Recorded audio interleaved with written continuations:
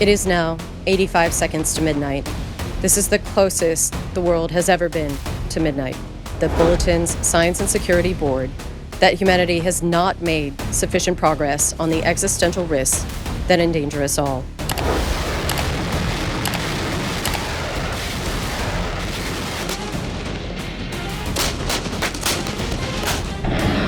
The world just moved closer to catastrophe. Not metaphorically, literally.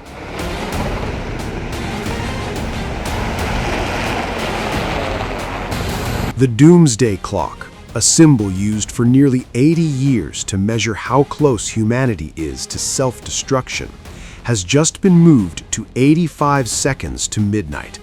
That's the closest it has ever been.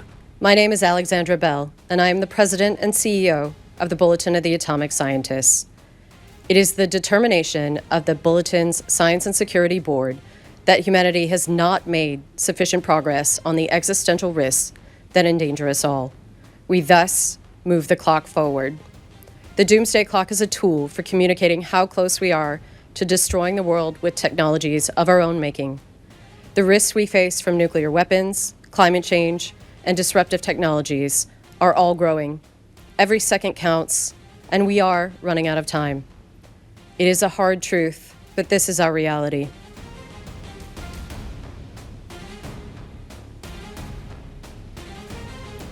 It is now 85 seconds to midnight. This is the closest the world has ever been to midnight. Last year, it stood at 89 seconds, now 4 seconds closer. And according to the scientists who run the clock, that jump is a warning, not a gesture. The clock is maintained by the Bulletin of the Atomic Scientists, a group founded in 1947 after the first atomic bombs were dropped on Japan. Its goal has always been simple: warn humanity when existential risks spiral out of control. And right now, they say, we are failing. Alexandra Bell, president of the Bulletin, says humanity has made insufficient progress on the threats that could end civilization, especially nuclear war. In her words, the risk of nuclear use is unsustainably and unacceptably high. So what's pushing the clock closer than ever? First, nuclear danger. Russia's war in Ukraine continues under the shadow of nuclear weapons. Moscow has deployed nuclear-capable hypersonic missiles and moved weapons into Belarus.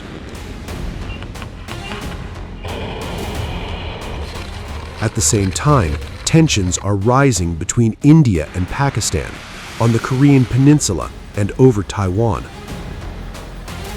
Then there's Iran, bombed by the US and Israel, and growing fears of nuclear proliferation across multiple regions.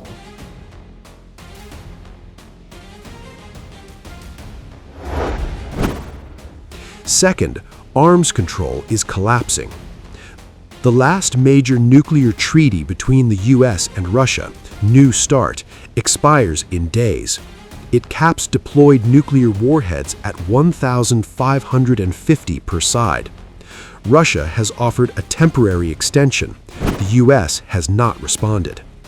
Meanwhile, President Trump has ordered the US military to restart preparations for nuclear weapons testing, something no major power has done in decades. Third, global leadership failure. Bell says governments around the world are moving toward nationalism, neo-imperialism, and winner-takes-all power politics, undermining cooperation just when it's needed most. That includes climate change, artificial intelligence risks, biotechnology threats, and cyber-enabled disinformation, all stacking on top of nuclear danger. Maria Ressa, a Nobel Peace Prize-winning journalist, summed it up bluntly. We are living through an information Armageddon. Lies spread faster than facts, and division is profitable. For context, the safest the world has ever been on the Doomsday Clock was in 1991, 17 minutes to midnight, after the Cold War ended and nuclear arsenals were reduced. Today, 85 seconds. The scientists behind the clock say even a single second matters now, because when you're this close to the edge, there's almost no room left for mistakes. And their message is clear. This isn't about fear, it's about warning. Because once midnight arrives, there's no moving the clock back.